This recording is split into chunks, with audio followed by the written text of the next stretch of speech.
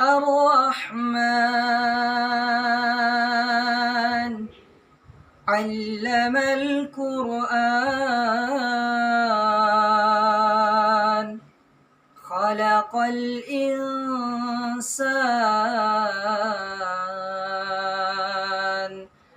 علمه البيان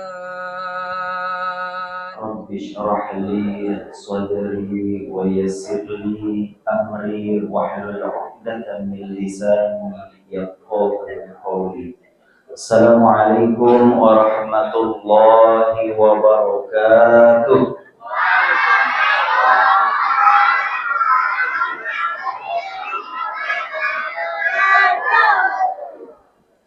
Alhamdulillah, alhamdulillahilladzi an'amana bi ni'matil iman wal islam. Nusalli wa nusallimu ala khairil anam sayyidina Muhammadin wa ala alihi wa ashabihi alladzina ya'maluna as-solihati ila yaumil maw'ud. Amma ba'd. Alhamdulillah, syukran katsiran ala i'ta'il fursah al-qalila li an atakallama amamakum jami'an qadra khamsah aw hatta sab'a daqa'iq.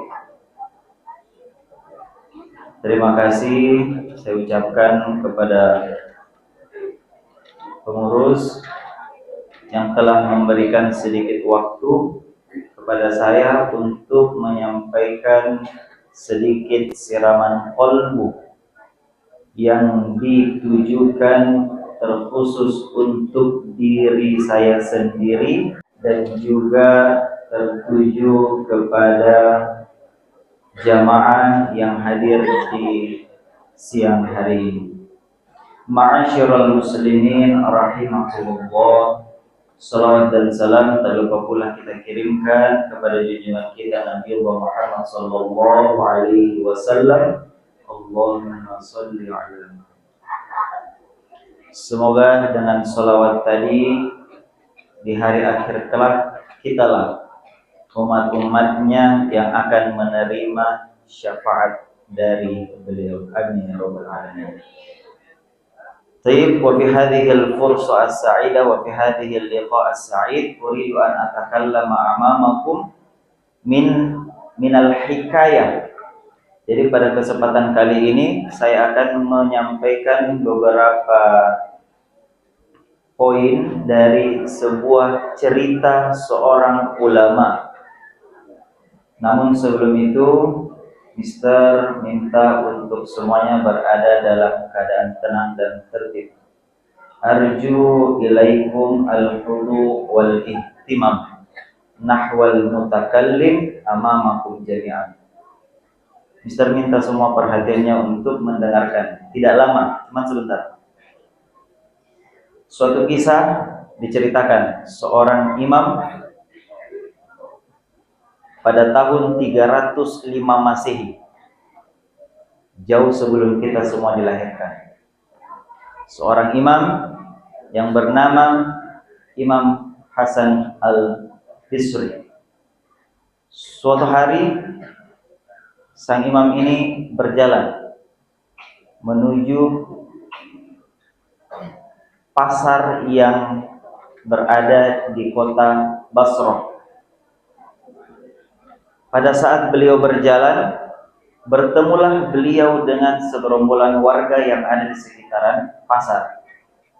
Lalu salah seorang dari mereka lalu bertanya kepada sang imam, "Wahai imam,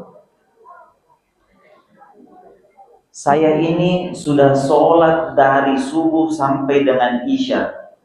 Saya ini sudah melaksanakan semua amalan-amalan sunnah. Saya sudah berdoa dimulai dari terbitnya matahari sampainya dia tenggelam. Namun mengapa nasib saya, hidup saya tidak berubah-ubah sampai detik ini?" Begitulah pertanyaan dari seorang warga.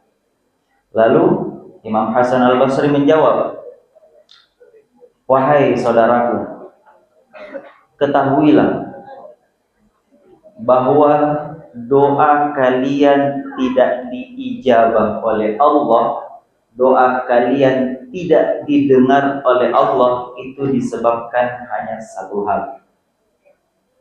Lalu warga tersebut bertanya, apa penyebab doa kami tidak diterima oleh Allah, wahai imam?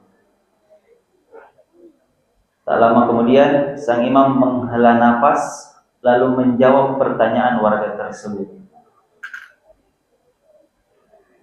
Ketahuilah doa kalian tidak diijabah, doa kalian tidak diterima dikarenakan hati kalian mati.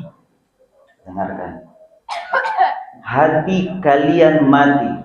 Bagaimana doa kalian itu bisa menggetarkan langitnya Allah? Bagaimana doa kalian dapat menembus langitnya Allah kalau hati kalian saja mati? Salah satu dari anggota tubuh jika ada yang tidak bergerak, ada yang tidak aktif, mungkin yang lainnya masih bisa. Tapi jika sudah hati yang mati, maka semuanya akan mati. Lalu Imam Hasan Al-Basri melanjutkan, ada beberapa penyebab yang membuat hati seseorang mati. Yang pertama, kata Imam Hasan Al-Basri, araftumullah wa lam tu'tuhu haqqahu. Kalian ini kenal Allah, kalian tahu Allah, tapi belum memberikan haknya Allah. Apa haknya Allah? Disembah, beribadah kepada Allah. Bukankah tujuan manusia dan jin diciptakan ke bumi ini hanya untuk beribadah kepada Allah? Wa ma khalaqtul jinna wal insa illa liya'budun. Dan tidak kuciptakan manusia dan jin hanya untuk beribadah kepadaku. Siapa yang menciptakan langit dan bumi? Siapa yang menciptakan pagi, siang, sore, dan malam? Semuanya tahu Allah, tapi tidak memberikan haknya Allah, tidak melaksanakan sholat fardu tepat pada waktunya, tidak menyembah Allah, malah ada yang menyembah selain Allah. Na'udzubillah summa na'udzubillah. Salah satu dosa yang tidak akan pernah diampuni oleh Allah adalah menduakan Allah, yaitu syirik, musyrik. Ingat, syirik ada dua bagian. Yang pertama syirkul asghar wa syirkul akbar. Ada syirik kecil dan ada syirik besar. Jadi kata Imam Hasan Al-Basri, penyebab hati seseorang mati tadi yang pertama adalah kita tahu Allah tapi kita tidak berikan haknya Allah sebagai Tuhan untuk disembah.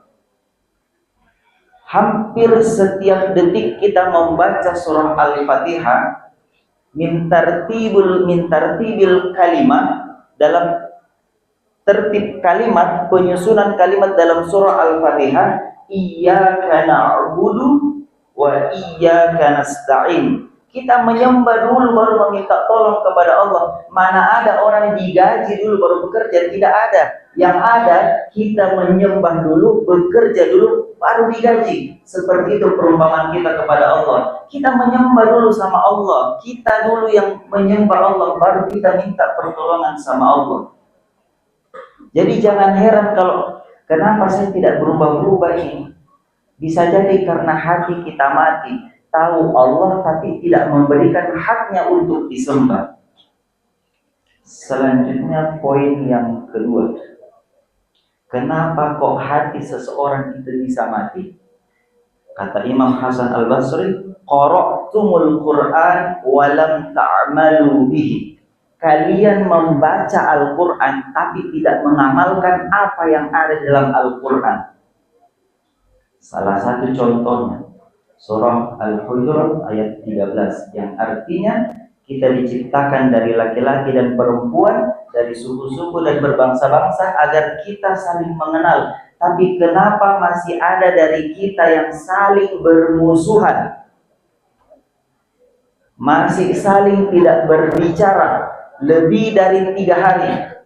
Hadis sahih menurut Ibnu Majah, la yahillu li muslimin ayyahjura akhahu fawqa thalathin. Tidak dihalalkan bagi seorang muslim tidak membicaraai saudaranya lebih dari 3 hari.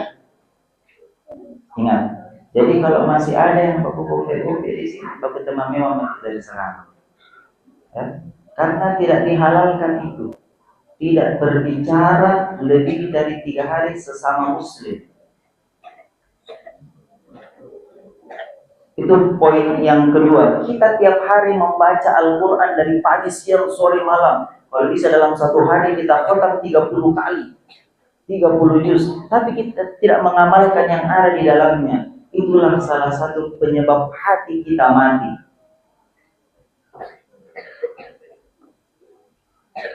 Poin yang ketiga, yang terakhir, sebenarnya ada beberapa banyak poin, tapi Mister hanya ambil 3 poin dulu. Qultum annal mauta haqqun walam tasta'iddu lahu. Kalian mengatakan bahwa kematian itu nyata. Kalian mengatakan bahwa mati itu adalah salah satu yang sudah pasti adanya, tapi kalian tidak bersiap-siap untuk mempersiapkan bertemu dengan kematian. Masih sering membuli teman, masih sering melakukan perbuatan maksiat. Ingat, dalam sholat Allah bisa saja memerintahkan kepada malaikat pencabut nyawa untuk mencabut nyawa umatnya, mencabut nyawa hambanya. Sering kita lihat di sosial media bahwa ada beberapa orang yang meninggal dalam keadaan sholat. Jadi marilah sama-sama kita untuk mempersiapkan apa-apa bekal yang akan kita bawa nanti ketika sudah berada di alam yang lain. Kita selalu mengatakan bahwa satu hal yang pasti itu adalah kematian, tapi kita jarang berpikir persiapan apa yang kita bawa untuk mati nanti. Maka dari itu sebagai intisari wal istinbat min hadhil hikayah, intisari dari cerita untuk hari ini adalah yang pertama, an-nartaqi at-taqwa. Mari untuk meningkatkan ketakwaan kita kepada Allah Subhanahu wa taala. Dengan cara apa? Gampang sekali. Melaksanakan yang diperintahkan oleh Allah dan menjauhi apa yang dilarang oleh Allah. Mencegah imam Asa min hadhihi hikayah, wahai imam, naj'al anfusana, saya ini sudah sholat Alhamdulillah sampai alladzina yashkuruna ilallahi katsiran. Semoga dengan ilmu yang Mister sampaikan siang hari ini, kita bisa menjadi hamba Allah yang senantiasa bersyukur dan mengingat keadaan Allah Subhanahu wa taala. Syukran ala hadhihi fursa wa akhiran aqulu lakum assalamualaikum warahmatullahi wabarakatuh.